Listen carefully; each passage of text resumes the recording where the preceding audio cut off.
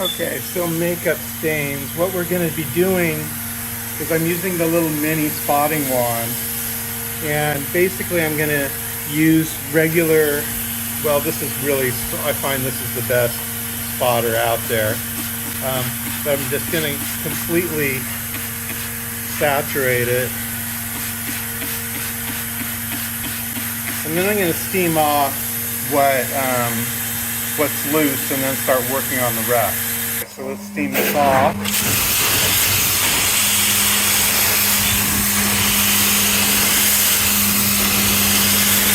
So it's not too promising at this point because it's not really coming off. So let's go ahead and try the next scraping. So let's add the solvent on it. So the solvent will help break down those oils. And then what I use is the flat part of my knife. So it's basically a dull knife, but that'll also scrape it. This looks a lot better. So it took the solvent to break it down. I like to use both though, not just the solvent. I also want to use the degreaser. Okay, let's steam it out again.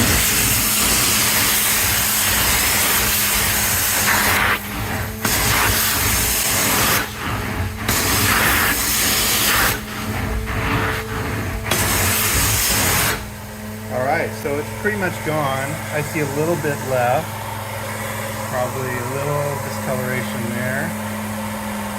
We're just going to use a little more solvent. So solvent, carpet cleaning solvent, it's generally mineral spirits when you can get it. But if I just solvented it, it would be everywhere.